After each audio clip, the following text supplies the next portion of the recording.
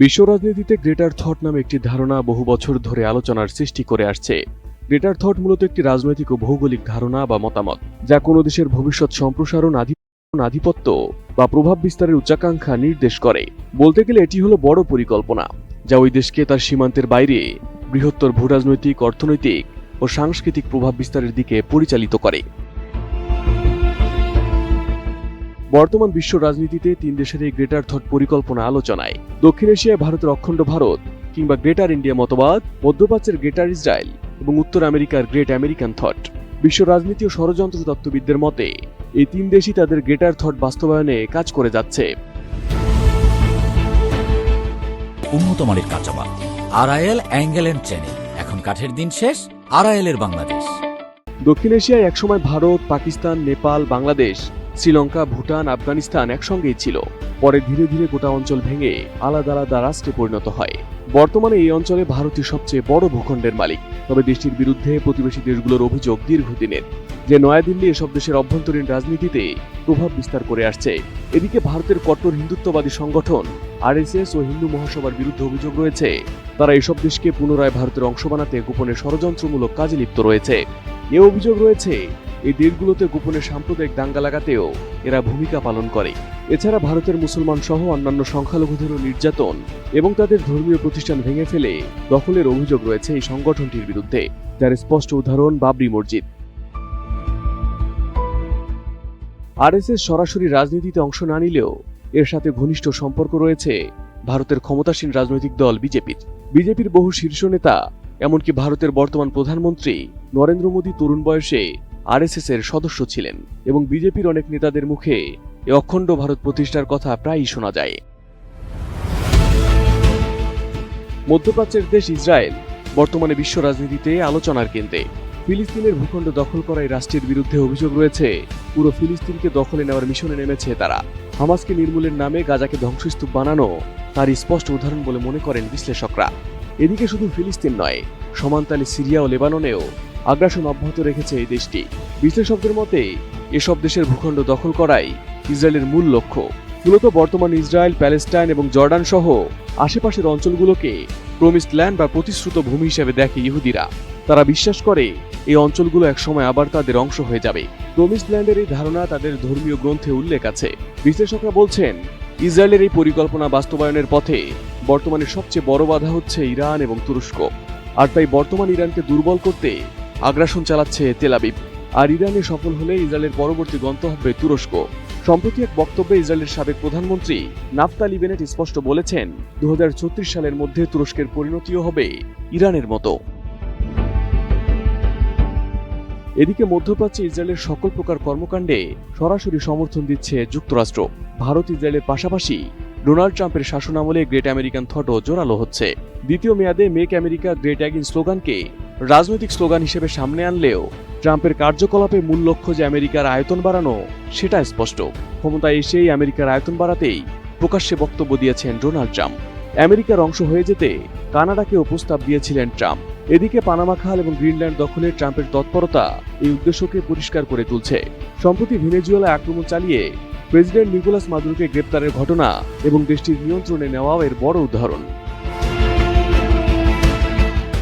এদিকে সবচেয়ে গুরুত্বপূর্ণ বিষয় হল ভারতের প্রধানমন্ত্রী নরেন্দ্র মোদী, ইসরায়েলের প্রধানমন্ত্রী বেনিয়ামিন নেতানিয়াহু এবং মার্কিন প্রেসিডেন্ট ডোনাল্ড ট্রাম্প, এই তিনজনের ঘনিষ্ঠতাও চোখে পড়ার মতো। Arif Hasan, ATN news.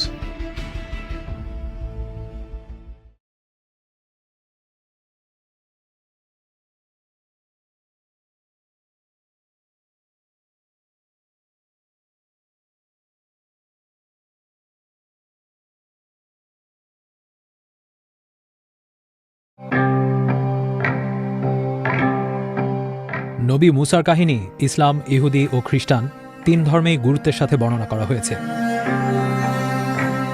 কোরআন, বাইবেলের এক্সোডাস এবং ইহুদি ঐতিহ্যের তালমুদে ঘটনার বর্ণনা প্রায় কাছাকাছি। ফেরাউনের জুলুম, সৃষ্টিকর্তার নিদর্শন এবং শেষ পর্যন্ত তাদের সলিল সমাধি। নবী ইসহাকের সন্তান নবী ইয়াকুবের আরেক নাম ছিল ইসরায়েল। তার বংশধরদের বনি ইসরায়েল বলা হতো। নবী মুসার জন্মের সময়ে মিশরে বসবাসকারী তার জাতি বনি ইসরায়েলের ছেলে শিশুদের হত্যা করা হচ্ছিল। কোরআনে সূরা আল কাসাসে ফেরাউনের ঔদ্ধত্য, নিপীড়ন, ছেলে সন্তানদের হত্যা করে মেয়ে সন্তান বাঁচিয়ে রাখার কথা বলা রয়েছে। বর্ণনার ধরনে পার্থক্য থাকলেও বাইবেলের এক্সোডাস ও ইহুদিদের তালমুদ ও অন্যান্য গ্রন্থেও এটি উল্লেখ রয়েছে। নবী মূসাকে ঝুড়িতে করে ভাসিয়ে দেওয়ার কথাও 3 বিবরণেই রয়েছে। তবে তাকে নদী থেকে তুলে আনার পর দত্তক কে নেন? কোরআনে বলা রয়েছে ফেরাউনের স্ত্রী, বাইবেল ও তালমুদে ফেরাউনের মেয়ে। বাইবেল এবং তালমুদ অনুযায়ী ফেরাউনের দরবারে তার নাম রাখা হয়েছিল মোশে। কিপ্তি ভাষায় এর অর্থ পানি থেকে উদ্ধার করা। ইসলামী বিবরণে নবী মূসাকে কোনো দাইমার দুধ খাওয়ানো যায়নি। ঘটনাক্রমে তার দেখাশোনা করতে তার আপন মায়ের কাছেই ফিরিয়ে দেওয়া হয়। সব ধর্মের বিবরণেই তার জ্ঞান ও প্রজ্ঞা নিয়ে বলা হয়েছে। কোরআনে বলা আছে, একদিন মূসা একজন ইসরায়েলি ও একজন কিপ্তির মধ্যে ঝগড়া হতে দেখেন। এ সময় তিনি ভুলবশত এক কিপ্তিকে ঘুষি মারেন আর এতে সে মারা যায়। মূসা তৎক্ষণাৎ ক্ষমা চাইলেন, হে আমার প্রতিপালক, আমি নিজ জাতির ওপর জুলুম করেছি, আমাকে ক্ষমা করুন। বাইবেলের বর্ণনা কোরআনের সাথে মিলে যায়। এরপর তিনি মিশর ত্যাগ করে মাদিয়ানে যান। ইহুদিদের ধর্মে অবশ্য জায়গাটি ভিন্ন, আবিসিনিয়ায় বা বর্তমান ইথিওপিয়ায়। কোরআনে আছে সেখানে এক কূপে 2 মেয়েকে সাহায্য করেন। মেয়ে দুটির বাবার কাছে গেলে তাকে 8 বা 10 বছর শ্রমিক হিসেবে কাজ দেওয়া হয় এবং সেখানেই তার বিয়ে হয়। বাইবেলে অবশ্য কাজ বা মজুরি নিয়ে কিছু বলা নেই। নবুয়া প্রাপ্তি নিয়ে কোরআনে বলা আছে যে যখন মূসার কাজের মেয়াদ পূর্ণ হয় তখন তিনি নিজের পরিবারের সাথে মাদিয়ান ত্যাগ করেন। সেই যাত্রায় তিনি সৃষ্টিকর্তার সাথে কথোপকথন করেন এবং তাকে নবুয়াতের দায়িত্ব দেওয়া হয়, অর্থাৎ তিনি নবী হন।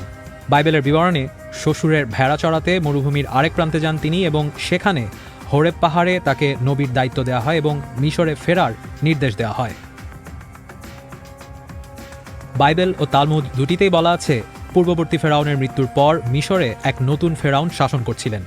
কোরআনে বলা হয়েছে ফেরাউন এবং তার বাহিনী পৃথিবীতে অন্যায়ভাবে অহংকার করেছিল এবং তারা মনে করেছিল যে তারা আমাদের দিকে কখনো ফিরে আসবে না। যুক্তরাষ্ট্রের ডালাসে গামদি সেন্টার অফ ইসলামিক লার্নিংয়ের গবেষক নাইম বালুচের মতে বাইবেলের ওল্ড টেস্টামেন্ট ও তালমুদের মধ্যে মোশের কাহিনী ধারাবাহিকভাবে অর্থাৎ ঘটনার সময়ক্রম অনুযায়ী বর্ণিত হয়েছে। কিন্তু কোরআনে এই কাহিনী 5টি সূরায় আসলেও ধারাবাহিক না, বরং বিভিন্ন সময়ের ঘটনা হিসেবে এসেছে। নাইম বালুচ বলেন, মোটা দাগে কোরআন ও বাইবেলের কাহিনীর মধ্যে মৌলিক পার্থক্য নেই, বিস্তারিত বর্ণনায় কিছু ভিন্নতা রয়েছে। মিশরে গিয়ে ফেরাউনের কাছে আল্লাহর বাণী পৌঁছে দিতে এবং দাসত্ব থেকে বনি ইসরায়েলদের মুক্ত করার আদেশ দেওয়া হয় নবী মূসাকে। কোরআন ও বাইবেল 2 জায়গাতেই বলা আছে নবী মূসা তার ভাই হারুনকে নিয়ে ফেরাউনের দরবারে যান। বাইবেলের এক্সোডাস অধ্যায়ে ফেরাউনদের সাথে কথোপকথন অনেকটা এরকম। প্রভু, যিনি হিব্রুদের ঈশ্বর, তিনি বলেছেন আমার লোকদের ছেড়ে দাও যাতে তারা মরুভূমিতে গিয়ে প্রার্থনা করতে পারে। ফেরাউন বলেন, আমি প্রভুকে চিনি না এবং আমি ইসরায়েলের সন্তানদেরও যেতে দেব না। কোরআনের বিবরণে এরপর নবী মূসা ও হারুন আল্লাহর নির্দেশে অনেক মজিজা বা অলৌকিক ঘটনা দেখান, যেমন লাঠিকে সাপে রূপান্তরিত করা, হাত আলোকিত হয়ে যাওয়া এবং মিশরের ওপর বিভিন্ন মহামারীর আক্রমণ, যেমন রক্ত, ব্যাং, উকুন, মাছির ঝাঁক, গবাদি পশুর মৃত্যু, ফোঁড়া, শিলাবৃষ্টি, পঙ্গপাল, অন্ধকার এবং অবশেষে প্রথম সন্তানদের মৃত্যু। বাইবেলে বলা হয়েছে যে প্রথম সন্তানের মৃত্যুর মহামারী আসার পর ফেরাউনরা ভয় পেয়ে যান এবং মূসা ও তার জাতির লোকদের মিশর ছেড়ে যেতে বলেন। মূসা বনি ইসরায়েলিদের নিয়ে রওনা দেন। বাইবেল এবং অন্যান্য ব্যাখ্যাকারীরা বলেন কিছু সময় পরে ফেরাউন তার আগের সিদ্ধান্ত থেকে সরে আসেন এবং সেনাবাহিনী নিয়ে নবী মূসা ও ইসরায়েলিদের পেছনে ধাওয়া করেন।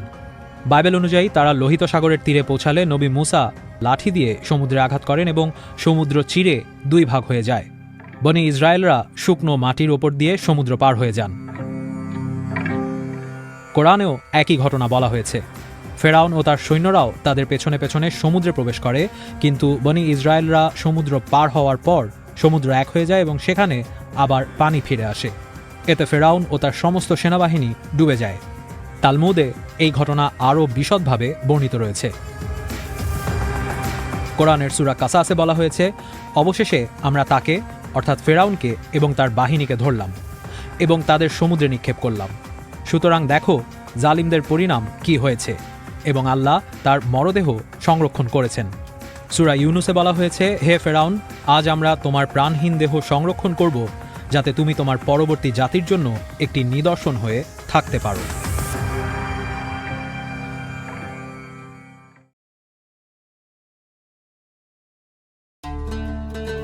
আজ থেকে প্রায় 2500 বছর আগে, যখন পৃথিবী অনেকটাই অজানা, এক পাহাড়ি জনগোষ্ঠী গোটা বিশ্বে এক বিশাল ছাপ রেখে গেছে, পারস্যের অধিবাসীরা। আর তাদের সাম্রাজ্যই ছিল ইতিহাসের প্রথম মহাশক্তি বা সুপার পাওয়ার। এই সাম্রাজ্য বিশ্বের জনসংখ্যার প্রায় 44% উপর রাজত্ব করত। পশ্চিমে বলকান ও মিশর থেকে শুরু করে উত্তর পূর্বে পশ্চিম ও মধ্য এশিয়া এবং দক্ষিণ পূর্বে ভারতীয় উপমহাদেশের সিন্ধু উপত্যকা পর্যন্ত বিস্তৃত ছিল তাদের সাম্রাজ্য। এই সাম্রাজ্য এতটাই প্রভাবশালী ছিল